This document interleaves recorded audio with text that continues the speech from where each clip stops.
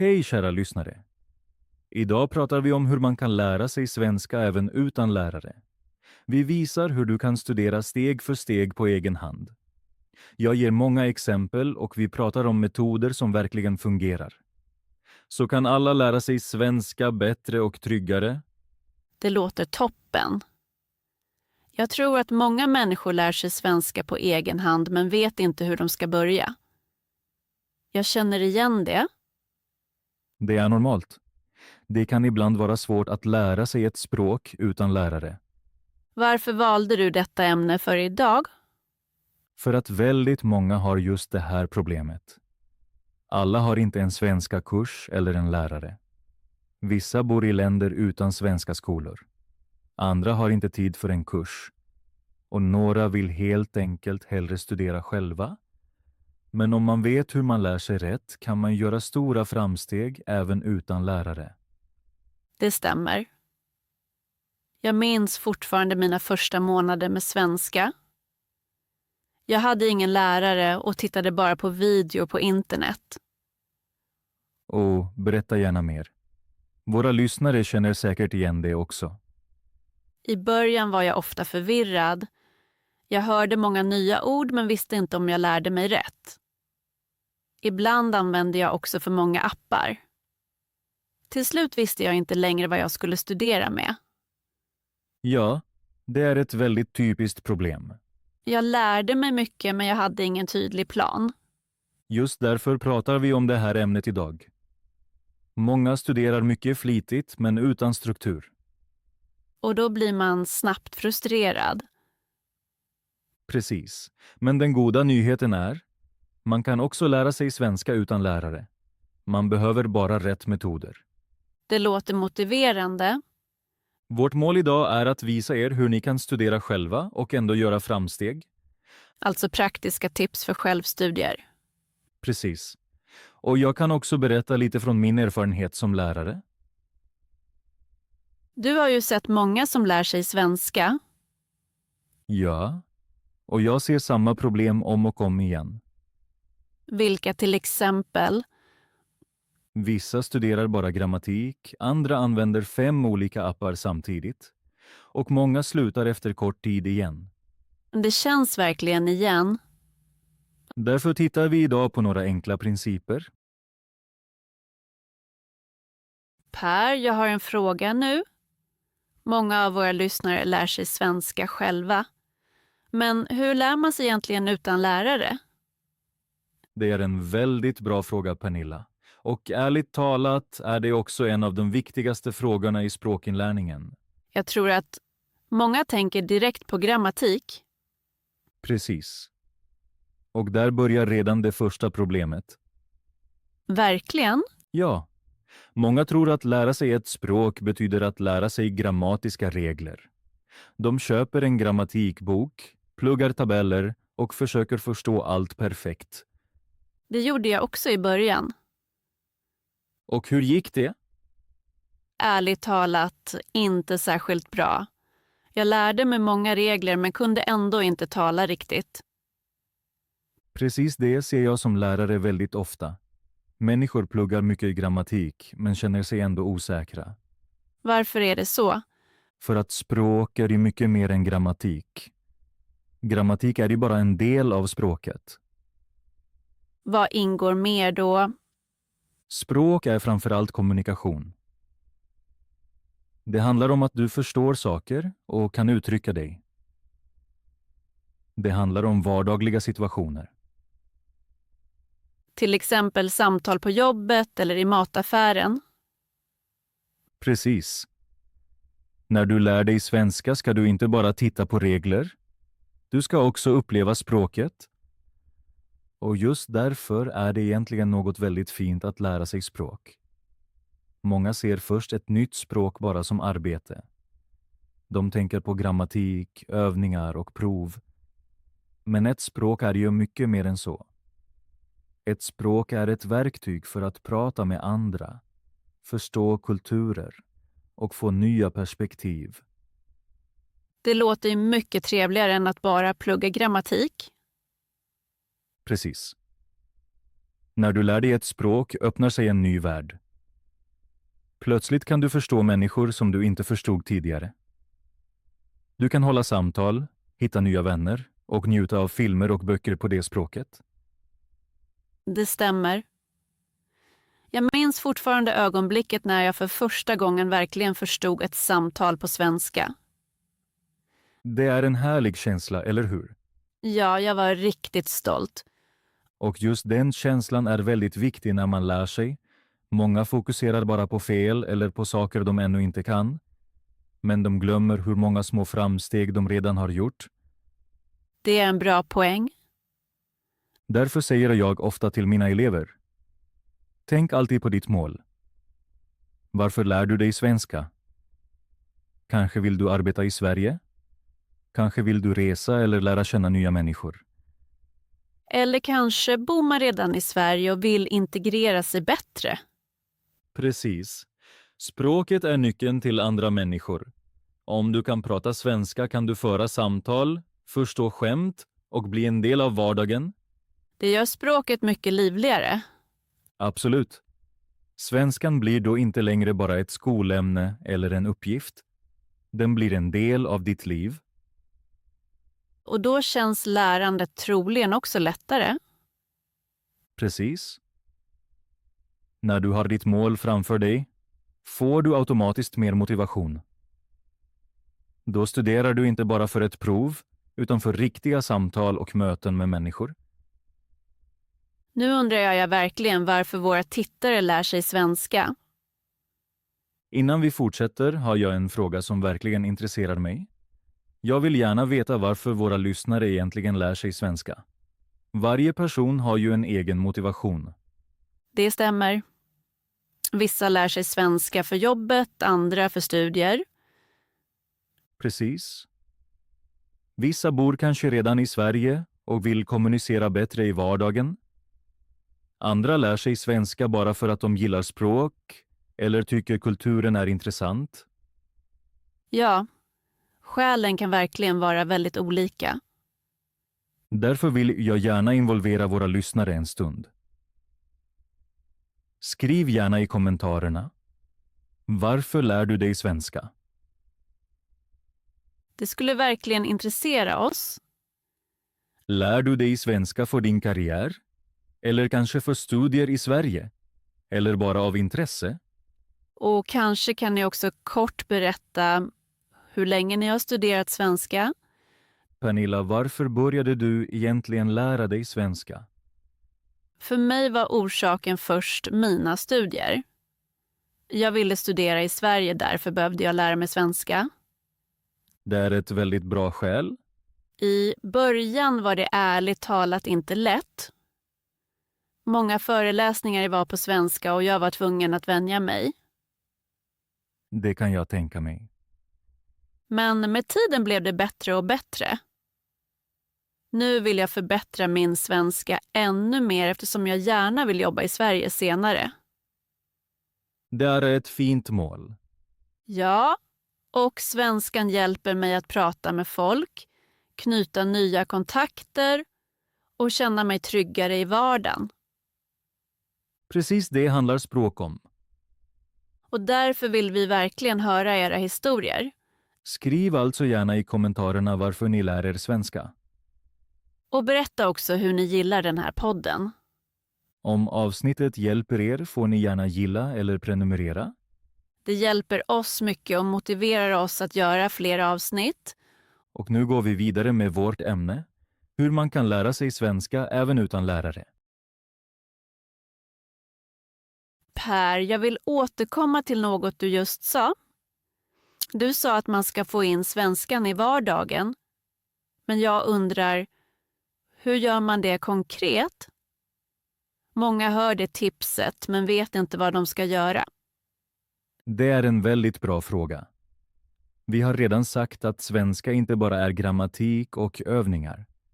Om man vill lära sig utan lärare måste språket bli en del av vardagen. Nu kan vi titta konkret på hur man gör det. Precis, det undrar jag också. Många har ingen kurs och ingen lärare. Då sitter man kanske ensam hemma och vet inte hur man ska träna. Ja, det ser jag ofta hos mina elever. Många tror först att de absolut behöver en lärare eller en kurs. Men i verkligheten kan man lära sig mycket själv. Jag har faktiskt många elever som nått en bra nivå innan de ens gått en kurs. Det förvånar mig lite. Ja, men det är verkligen möjligt. Det viktigaste steget är att börja tänka på svenska. Det låter kanske konstigt i början, men det är en mycket effektiv metod. Tänka på svenska, det hör man ofta, men jag vet inte hur man startar. I början är det väldigt enkelt. Du behöver inte tänka svåra meningar direkt. Börja med små saker. Om du till exempel går genom staden eller tittar ut genom fönstret kan du börja namnge saker på svenska. Så till exempel saker jag ser. Precis. Tänk att du tittar upp och ser himlen. Då kan du i huvudet säga himlen. Eller kanske himlen är blå. Det är verkligen enkelt. Ja. Och just de här enkla sakerna är mycket viktiga. Ser du en gata kan du säga det är en gata. Ser du ett träd kan du tänka det är ett träd. Det påminner mig lite om barn. Det är en bra jämförelse. Barn lär sig språk precis så. De hör ord och kopplar dem direkt till saker runt sig. Och just det kan man också göra som vuxen. Precis, du kan göra små övningar överallt. Går du genom din lägenhet kan du till exempel säga det här är Alice sitt bord. Det här är min stol. Det här är mitt fönster. Jag har faktiskt provat det en gång. Och hur var det? I början kändes det ovant. Men efter några minuter blev det till och med roligt. Det hör jag ofta. I början känns det lite konstigt men efter ett tag blir det helt normalt. Och till slut så tänker man automatiskt på svenska. Precis. I början är det bara enstaka ord. Sedan kommer små meningar. Till exempel. Till exempel. Himlen är vacker. Eller. Det där är ett stort hus. Eller. Idag är vädret bra. Det låter ju redan mycket naturligare. Ja, och det är just poängen. Språk växer genom upprepning och kontakt med verkligheten. Jag tror många är rädda för att de kan för få ord. Det stämmer. Men man behöver inte så många ord för att börja. Även med ett litet ordförråd kan man öva mycket. Så det är bättre att börja även om man inte kan allt. Precis. Perfektion är inte viktigt i början. Viktigt är att hjärnan vänjer sig vid språket. Jag märker också att jag ibland tänker på min dag på svenska. Det är ett väldigt bra tecken. Till exempel tänker jag ibland, jag måste jobba nu eller jag gör mig en kaffe. Perfekt. Det är precis sådana situationer som hjälper i lärandet. Men ibland blandar jag svenska och mitt modersmål. Det är helt normalt. Många gör så i början. Hjärnan jobbar liksom i 2 språk samtidigt. Det lugnar mig lite. Med tiden blir svenskan allt starkare. Ju mer du hör och talar, desto naturligare blir det. Kan man använda metoden ute också? Absolut. När du är ute kan du beskriva massor av saker. Du kan säga jag ser en bil. Eller det där är en park. Eller där är en stor byggnad. Det låter nästan som ett litet spel. Precis. Och det spelet kan man göra överallt. På bussen, i parken, på väg till jobbet. Jag tror många gör lärandet för komplicerat. Det stämmer. Många letar efter den perfekta appen eller den perfekta metoden. Men ofta är de enkla sakerna bäst. Precis.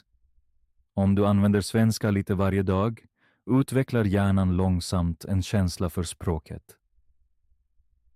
Per, nu vill jag bli ännu mer konkret. Många hör sådana allmänna råd men undrar ändå, vad ska jag faktiskt göra varje dag? Därför har jag en fråga. Vilka är dina topp 5 tips för att lära sig svenska hemma? Det är en väldigt bra fråga. Det finns många metoder, men några fungerar särskilt bra. Mitt första tips är faktiskt väldigt enkelt. Skriv en liten dagbok på svenska. En dagbok, det låter intressant.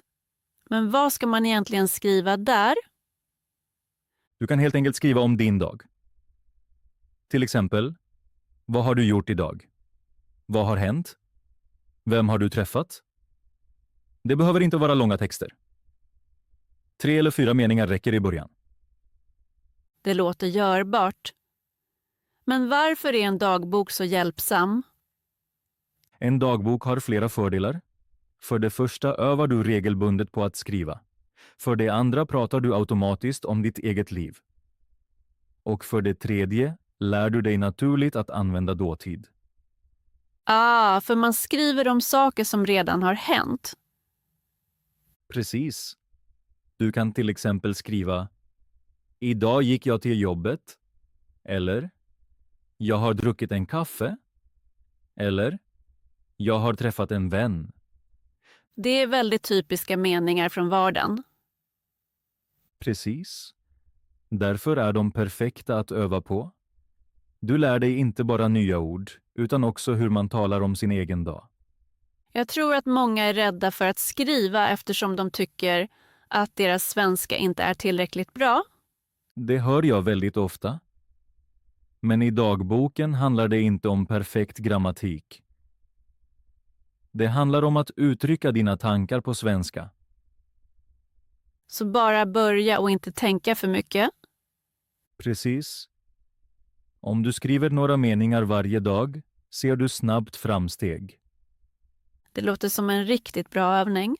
Och det bästa är, du kan senare läsa dina gamla texter och se hur mycket bättre din svenska har blivit.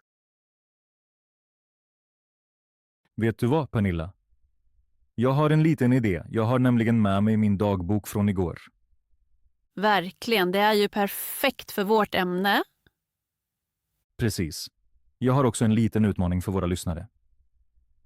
Kära lyssnare, jag läser nu en kort anteckning ur min dagbok. Lyssna noga och försök förstå vad jag gjorde igår.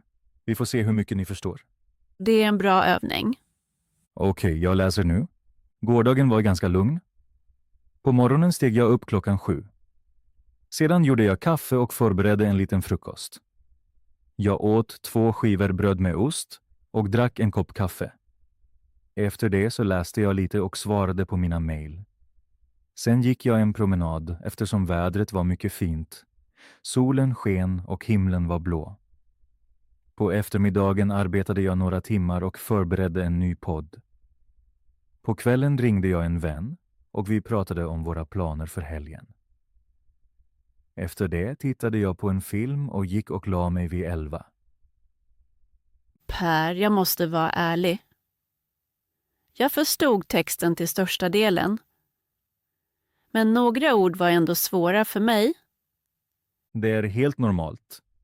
När man lär sig ett språk förstår man ofta det mesta, men några ord saknas ännu. Till exempel sa du att du förberedde en liten frukost. Vad betyder egentligen förbereda? Förbereda betyder att du gör något klart eller organiserar det innan du använder det. I det här fallet gjorde jag min frukost. Jag tog alltså brödet, la ost på det och gjorde mitt kaffe. Ja, alltså helt enkelt göra allt färdigt. Precis. Ett annat exempel är: jag förbereder middagen. Då lagar du maten eller ställer fram den. Det hjälper mig redan mycket. Och du sa också att du förberedde en podd. Rätt. Det betyder att jag arbetade med en ny podd. Jag kanske skrev text, samlade idéer och organiserade allt. Jag förstår. Men ett ord har jag fortfarande inte riktigt förstått. Du sa att du pratade om planer för helgen. Bra fråga. Planer betyder helt enkelt saker man vill göra i framtiden. Alltså till exempel, i helgen vill jag träffa mina vänner. Precis. Då är det din plan för helgen. Jag tror många lyssnare känner samma sak. Man förstår texten men några ord saknas fortfarande. Ja, det är en helt normal del av lärandet. Därför är det så viktigt att lyssna på eller läsa sådana texter ofta. Per, jag tycker verkligen att det där med dagboken är en bra idé. Men jag märker också att jag ibland saknar något annat. Jag vill inte bara skriva, jag vill också lyssna mer och förstå. Ibland känns det som att jag kan ord, men när folk pratar fort förstår jag plötsligt mycket mindre. Det är ett mycket typiskt problem. Många som lär sig svenska kan många ord, men har hört för lite riktig svenska. Därför är mitt andra tips väldigt viktigt. Titta på filmer eller serier på svenska. Filmer är ett fantastiskt sätt att lära sig språk. Jag har också försökt det. Men ärligt talat blev jag ibland frustrerad. Folk pratar snabbt, de använder talspråk och ibland förstår jag bara några ord. Det är helt normalt. I början förstår nästan alla bara små delar av en film. Därför rekommenderar jag alltid en enkel strategi. Se en film du redan känner till. Alltså en film jag har sett förut. Precis. Kanske har du en favoritfilm från barndomen eller en film du sett 5 gånger. Om du kan historien behöver du inte fokusera på handlingen. Då kan din hjärna fokusera mer på språket. Det är logiskt. Om jag redan vet vad som händer kan jag lyssna bättre. Just det. Och en sak till är viktig. Många ser en film en gång och går vidare till nästa. Men det är ofta inte den bästa metoden. Du menar att man ska se samma film flera gånger? Exakt. Upprepning är otroligt viktig när man lär sig språk. Om du ser samma film flera gånger hör du samma meningar om och om igen. Det låter lite tråkigt. Kanske i början. Men jag lovar att det är mycket effektivt. Jag gjorde så själv när jag lärde mig ett nytt språk. Verkligen. Ja. Jag hade en film som jag verkligen gillade. Och jag tittade på den om och om igen. Hur många gånger då? Ibland räcker det att se en film 2 eller 3 gånger. Men redan det gör stor skillnad. Första gången förstår du kanske bara några ord. Andra gången känner du plötsligt igen hela meningar. Och tredje gången märker du ofta att du förstår mycket mer än tidigare. Det låter faktiskt mycket logiskt. Ja, och just i det ögonblicket känner man framsteg. Plötsligt hör du en mening och tänker, vänta, den har jag redan hört. Och den här gången förstår jag den. Det måste vara en härlig känsla. Absolut. Dessa små stunder är otroligt motiverande. De visar dig att din hjärna långsamt bearbetar och lagrar språket. Säg Pernilla, har du gjort så någon gång? Alltså sett en film flera gånger för att förstå språket bättre? Med filmer ärligt talat inte så ofta. Jag tappar ibland tålamodet om jag ser samma film igen. Men jag gör något liknande med poddar och ljudböcker. Verkligen? Berätta. Jag lyssnar gärna på poddar på svenska, särskilt när de har spännande berättelser. Ibland lyssnar jag på ett avsnitt 2 eller 3 gånger. Första gången förstår jag kanske bara huvudidén. Andra gången lyssnar jag mer på enskilda ord och meningar. Det är en väldigt bra metod. Ja, och med ljudböcker är det likadant. Om jag gillar en berättelse lyssnar jag ofta en gång till. Då kan jag riktigt leva mig in i historien. Det är faktiskt en stor fördel. Hur menar du? När du dyker in i en berättelse glömmer du ofta att du just nu lär dig ett språk. Du fokuserar på handlingen och figurerna. Precis det händer mig. Och i det ögonblicket lär sig din hjärna extra effektivt. Du hör språket, förstår sammanhanget och kopplar orden till känslor och bilder. Det förklarar varför jag kan minnas vissa meningar från ljudböcker så bra. Just det. Berättelser har en stor kraft i lärandet. De hjälper oss att lagra ord och strukturer på ett naturligt sätt. Så det spelar egentligen ingen roll om man använder filmer, serier, poddar eller ljudböcker. Precis. Det viktigaste är att du regelbundet hör riktig svenska och väljer innehåll som verkligen intresserar dig. Då håller man också ut längre. Absolut. Intresse och nyfikenhet är otroligt viktiga när man lär sig språk. Ett annat tips jag ofta ger är att läsa böcker. Många underskattar hur hjälpsamt läsning är när man lär sig språk. Böcker på svenska? Precis. I början kanske enkla böcker eller korta berättelser. När du läser ser du ord och meningar om och om igen. Det vänjer hjärnan vid språket. Men ibland finns det många nya ord i böcker. Då tappar jag snabbt översikten. Det händer många. Därför rekommenderar jag en liten strategi. Ser du ett nytt ord som verkar viktigt? Skriv ned det. Alltså inte varje ord. Just det. Du behöver inte skriva alla okända ord. Välj bara ord du tycker är intressanta eller ser ofta. Och då skriver jag dem bara i ett häfte. Det kan du göra. Men jag föreslår något annat. Skriv orden på en liten lapp. En lapp. Ja, en liten pappersbit som du alltid har med dig. Kanske 5 eller 10 ord. Då kan du titta på dem flera gånger under dagen. Det är en bra idé. Tänk att du väntar på bussen eller står i en kö. Många tar då upp mobilen direkt. Sant. Det gör jag också. Istället kan du titta på din lapp och repetera dina nya ord. Det är faktiskt en väldigt enkel övning. Precis.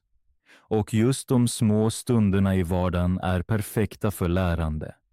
Jag gör faktiskt något liknande. Verkligen? Ja, jag skriver ibland nya ord i mobilen.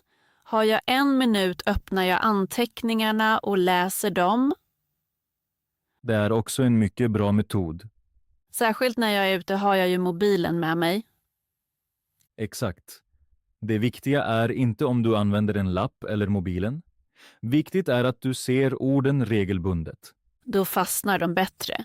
Just det. Repetition är en av de viktigaste nycklarna vid inlärning.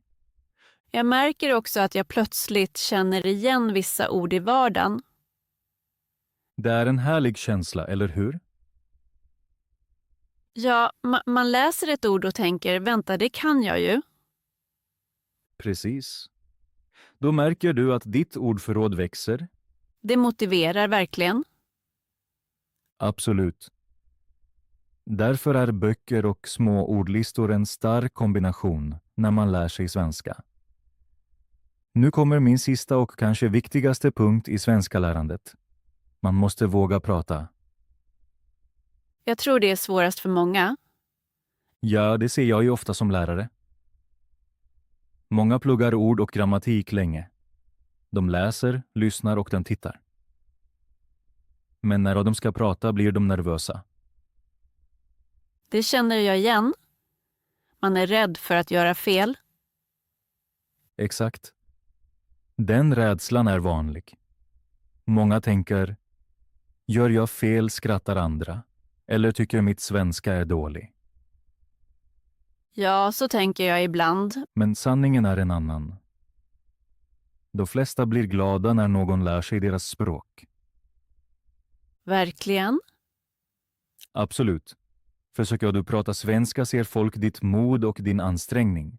De bryr sig inte om varje liten miss. Det lugnar mig lite. Som lärare ser jag ofta tidigt vem som kommer prata bra senare. Verkligen. Hur ser du det? Inte på grammatiken, inte på antalet ord. Jag ser det på viljan att prata. Så bara börja prata. Precis.